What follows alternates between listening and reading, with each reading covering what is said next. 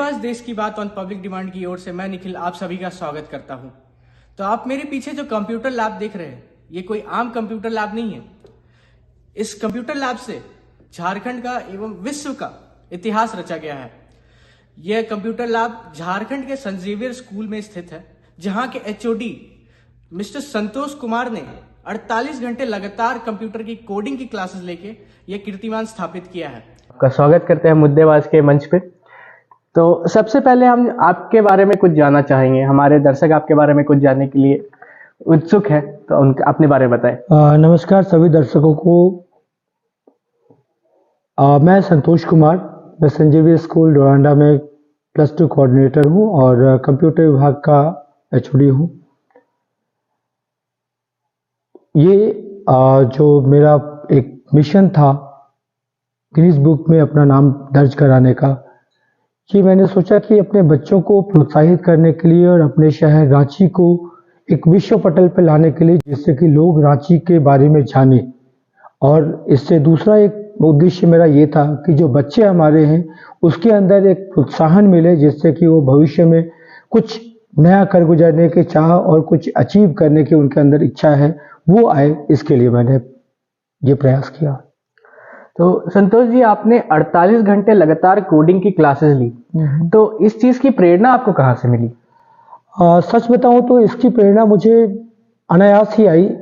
जब मैं 21 जून 2023 को प्रधानमंत्री मोदी जब यूएनओ में गए थे और वहाँ पर उन्होंने 127 देश के लोगों के साथ योग किया, तो उससे मुझे प्रेरणा मिली कि क्या हम भी कुछ ऐसा कर सकते हैं, अपने लेवल पे क्या हम कुछ कर सकते हैं। तो मैंने इस चीज़ को कोशिश करने की मैंने सर्च किया, गिनीज वर्ल्ड रिकॉर्ड का क्या प्रोसीजर है उसको मैंने सर्च किया। एंड फिर मुझे पता चला, तो मैंने फिर गिनीज वर्ल्ड रिकॉर्ड को कांटेक्ट किया, रजिस्टर किया, मैंने अपना आईडी वहाँ बनाया और फिर अप्लाई किया मैंने। इसके बाद उन्होंने मुझे रिस्पॉन्ड किया और उन्होंने डिफरेंट टॉपिक्स के बारे में मुझे वो प्रोसीजर बताया और ये एक लंबी प्रोसेस चली। मैंने 7 जुलाई को पहले बार मैंने अप्लाई किया था और ये प्रोसेस होते हुए नवंबर के आखिरी सप्ताह में मुझे मेरा टाइटल अप्रूव हुआ। That was longest computer programming lesson. मुझे बताया गया कि जो एग्जिस्टिंग वर्ल्ड रिकॉर्ड है ये 24 घंटे का है।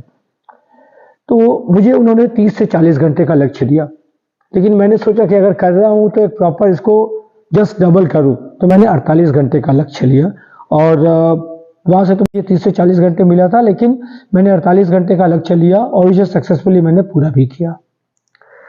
तो इस 48 घंटे में आपको किन किन चुनौतियों का सामना करना पड़ा? चुनौतियां तो ऐसी कोई खास नहीं आई थी, क्योंकि मुझे अपने ऊपर भरोसा था कि मैं ये 48 घंटे का लक्ष्य आराम से पूरा कर पाऊंगा।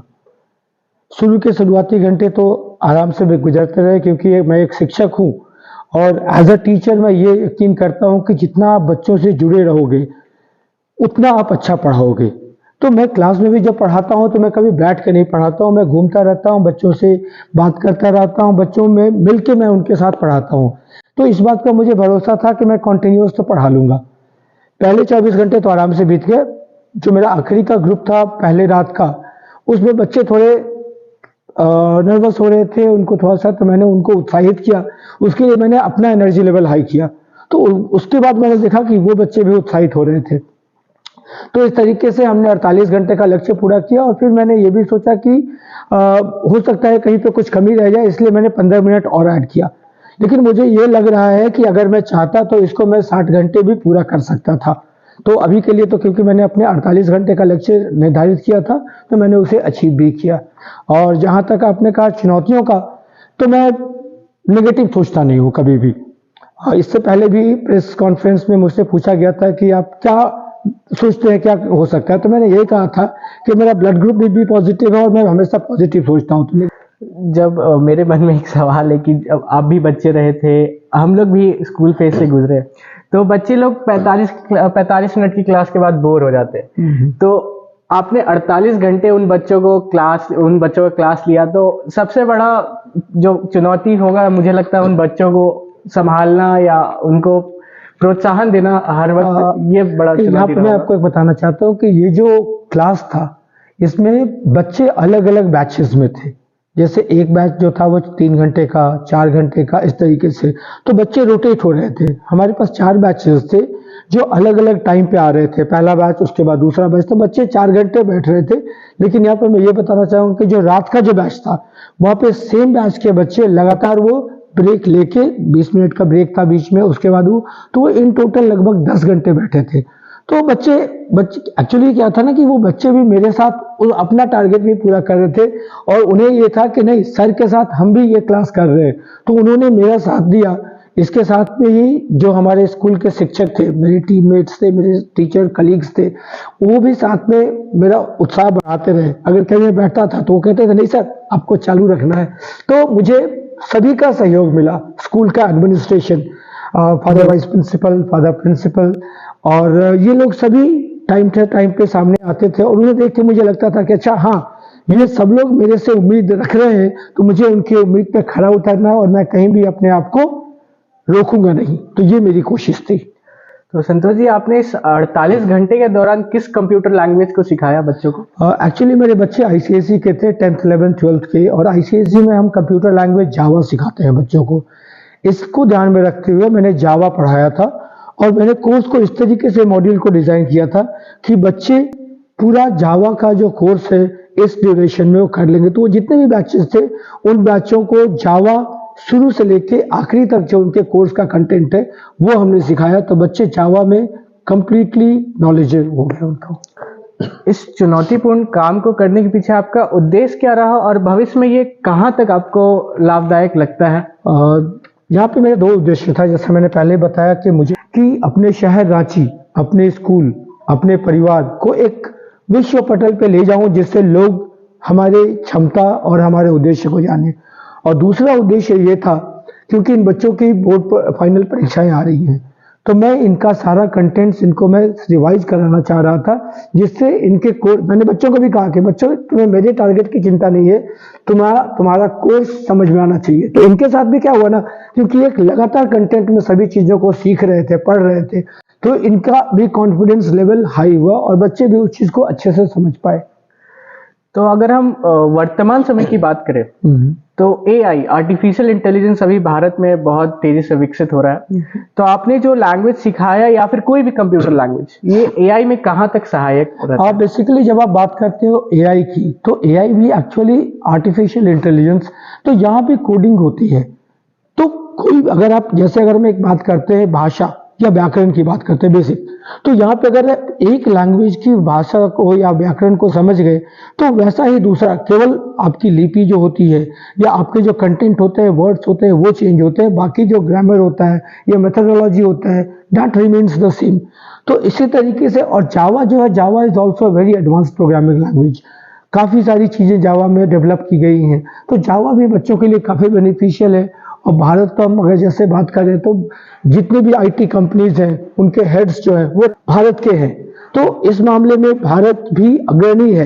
तो हम यही चाहते हैं, इवन प्रधानमंत्री मोदी जी ने भी जब वो पहली बार अमेरिका गए थे तो उन्होंने भी यही कहा था कि भारत को लोग पहले सांप सपेरों का देश समझते थे, लेकिन आज का भारत जो है माउस से खेलता है। तो भारत विश्व पटल पे आईटी के क्षेत्र में, कंप्यूटर के क्षेत्र में बहुत आगे बढ़ा है। हमारे स्कूल के भी जो छात्र हैं वो भी बहुत कुछ करते हैं आईटी के फील्ड में, बहुत जगह सारी कंपनीज में, विदेशों में जॉब कर रहे हैं, वो भी अक्सर मिलते हैं, different IT companies Bangalore and all, वहाँ भी वो बच्चे हैं। तो हम यही देखते हैं कि हमारे बच्चे बहुत ही अच्छा कर रहे हैं और करेंगे आगे भी। तो संतोष जी, एक प्रश्न है कि जब भी हम कुछ सेट करते हैं तो हमारे दिनचर्या में काफी बदलाव आते हैं। तो आपने जब 48 घंटे क्लास लेने का सोचा तो आपके भी दिनचर्या में काफी बदलाव आए होंगे। साथ ही आपने इसको कैसे मैनेज किया, और नेचर्स कॉल तो आम ही बात है, तो आपने नेचर्स कॉल को कैसे मैनेज किया? ये जो क्लास गिनीज वर्ल्ड रिकॉर्ड का जो मुझे टारगेट मिला था, इसमें है कि आपको 1 घंटे में 5 मिनट का ब्रेक, 1 घंटे के पश्चात आपको 5 मिनट का ब्रेक मिलता है और आप इस तरीके से मैक्सिमम 20 मिनट अक्यूमुलेट कर सकते हो। तो मैंने इसलिए इसको ध्यान में रखते हुए 4-4 घंटे का स्लॉट लिया। उसमें मेरा कोशिश ये रहता था कि क्योंकि जो बच्चे हैं बैच चेंज ओवर भी होना है, तो इसलिए मैं कोशिश करता था कि 15 मिनट के अंदर मैं वापस आ जाता था। और जहाँ तक नेचर्स कॉल की बात है तो उतना संयम है मुझे अपने ऊपर, क्योंकि बच्चों को तो अलाउड था कि वॉशरूम वो जा सकते थे, बट मुझे ऐसा कुछ नहीं था, मुझे क्लास में कंटिन्यू रखना था। और मेरा जो फूडिंग था इस ड्यूरेशन में, मैं अपने नॉर्मल डाइट को फॉलो ना करते हुए मैं ज़्यादा लिक्विड डाइट पे ही था, कुछ ड्राई फ्रूट्स वगैरह मैं खा रहा था, तो इसलिए मुझे कोई ऐसी परेशानी नहीं हुई। मैं जैसे ही ब्रेक होता था मैं अपने जाके और फिर वापस में नॉर्मल अपने टाइम पे कंटिन्यू कर जाता था। तो आपने जो कीर्तिमान स्थापित किया है उसके बाद आपको आसपास के लोगों से और स्कूल के प्रबंधन से आपको कितना सहयोग मिला, कैसा अब उनका बिहेवियर रहा, पहले कैसा था अब कैसा है, इस बारे में बताएं। नहीं, स्कूल के लोग तो मुझे जानते हैं और वो उनके अंदर, क्योंकि वो मुझे मेरी काबिलियत पे उन्हें भरोसा है, हो सकता है इसलिए उन्होंने मुझे अलाउ किया। विद्यालय के फादर प्रिंसिपल फादर इग्नेशियस लकड़ा, उनको जब मैंने बताया तो वो काफ़ी खुश हुए। इवन हमारे स्कूल के जो चेयरमैन और भूतपूर्व प्रिंसिपल फादर अजीत, वो भी काफ़ी खुश थे और उन्होंने मुझे हर संभव प्रयास किया और उन्होंने मुझे पूरा वो शेड्यूल भी उन्होंने मेरे लिए बनाया कि अच्छा आप इस तरीके से क्लास लो। और सारा सपोर्ट मुझे मिला स्कूल के स्टाफ का। स्कूल छुट्टियां थी उन दिनों में, बट फिर भी सारे टीचर्स दिन रात डटे रहे स्कूल में और वो मेरी मिशन में वो भी साथ में थे। और दूसरी चीज, जब ये मेरा कार्यक्रम, क्योंकि मैं तो क्लास ले रहा था उन दिनों में, कंप्लीटली मतलब कट ऑफ था सबसे, जो ब्रेक होता था उसी में सबसे बात होती थी। लेकिन बैकग्राउंड में सब कोई उस चीज़ को मेंटेन रख रहे थे कि कहीं किसी को आने में दिक्कत ना हो, कोई सबको पहुंचाना, सबके खान पान का ध्यान रखना, सब लोग वो कर रहे थे। और उसके बाद जब ये कार्यक्रम खत्म हुआ तो मेरे लिए एक अप्रत्याशित था, क्योंकि एक बहुत ही शानदार अभिनंदन समारोह का आयोजन स्कूल ने किया था, जिसके बारे में मुझे कुछ भी नहीं पता था। सारे फादर्स आए थे, उन्होंने मुझे बधाई दी, उन्होंने मुझे जूस दिया। उसके बाद फिर मुझे रेड कारपेट से स्कूल के स्टेज तक ले जाया गया और काफ़ी अच्छा अभिनंदन समारोह था। मेरी माँ भी थी, मेरी वाइफ और मेरा बेटा, ये लोग भी थे, और स्कूल के जितने भी टीचर्स थे, जितने भी बच्चे और जितने भी ऑडियंस थे, वो सब लोग थे और बहुत ही शानदार। तो मैं भाव विभोर हो गया। उस क्षण को मैं अपने शब्दों में बयां नहीं कर सकता। और इन सब चीज़ों के लिए मैं पूरे विद्यालय प्रबंधन, अपने शिक्षकगण, अपने छात्र और उनके माता पिता का बहुत आभारी हूँ, क्योंकि जो बच्चे और उनके माता पिता ने अगर स्कूल में रात में रुकने की परमिशन दी थी तो ऑब्वियसली वो स्कूल प्रबंधन और मेरे ऊपर जो भरोसा था उसके कारण ही दिया था। क्योंकि मैं खुद भी याद नहीं कर सकता कि अच्छा कभी मैं रात भर स्कूल में रुका हुआ हूँ या मैंने किसी बच्चे को रुका हो, कोई टीचर रुका हो। तो अगर ऑल ऑफ ए सडन किसी ने ये भरोसा दिया तो वाकई वो बधाई के पात्र हैं और इसके लिए मैं सभी लोगों का हार्दिक अभिनंदन करता हूँ, सब लोगों का धन्यवाद करता हूँ। तो संतोष जी, आपने ये मोमेंटो रखा है यहाँ पे हमारे साथ, तो इस बारे में आप क्या बताना चाहेंगे हमारे दर्शकों को? ये भी एक प्रत्याशित यही थी। आज 23 तारीख को जिस दिन ये कार्यक्रम संपन्न हुआ, उस दिन फादर प्रिंसिपल स्कूल बड़े थे, वो बोर्ड की मीटिंग के लिए हैदराबाद गए हुए थे। 26 जनवरी के दिन अचानक से जब हमारा झंडोत्तोलन और कार्यक्रम संपन्न हुआ तो उसके बाद मुझे अनाउंसमेंट हुई कि संतोष सर को स्टेज पे बुलाया गया और उनकी जो सफलता है, गिनीज वर्ल्ड रिकॉर्ड का जो अटेम्प्ट उन्होंने सक्सेसफुली पूरा किया गया, तो उसके लिए भी फिर से अभिनंदन किया गया मुझे और ये मोमेंटो दिया गया जो ये कहता है, मुझे धन्यवाद और बधाई देता है कि मैंने ये 48 घंटे का लक्ष्य जो था ये मैंने पूरा किया। उसके लिए संजीवी स्कूल की तरफ से मुझे बधाई दी गई। तो इसके लिए भी मैं स्कूल प्रबंधन का बहुत आभारी हूँ। संतोष जी, आप हमारे मुद्देबाज देश की बात से आज के छात्र छात्राओं को और शिक्षकों को क्या कहना चाहते हैं?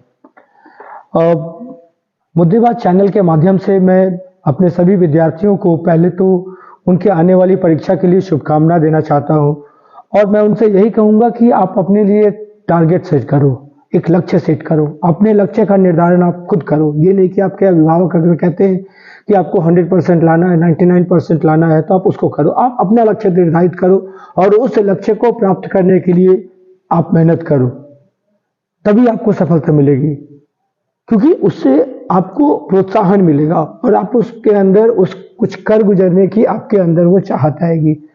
दूसरी चीज मैं शिक्षकों से ये कहना चाहूंगा कि आपने ये जो प्रोफेशन अपनाया है, ये जो बहुत ही एक नोबल प्रोफेशन है।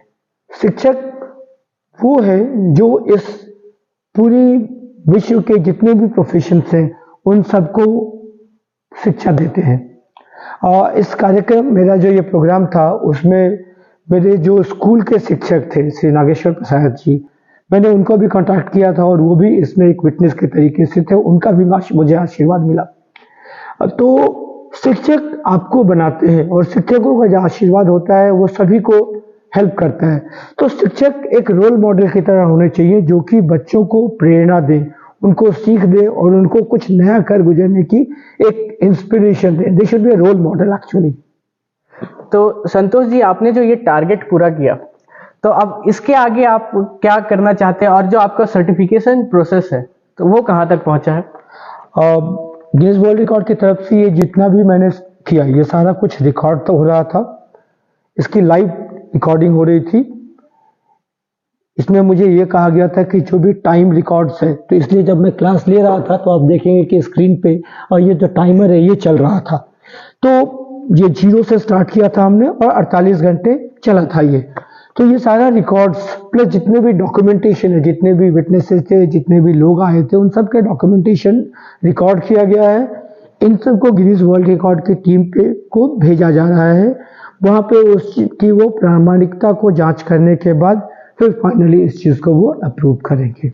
तो आप सुन रहे थे विश्व स्तर पर अपना और झारखंड का नाम रोशन करने वाले संतोष कुमार को, जिन्होंने 48 घंटे तक लगातार कोडिंग की क्लासेस लेकर अपना नाम Guinness book of world record में दर्ज कराया।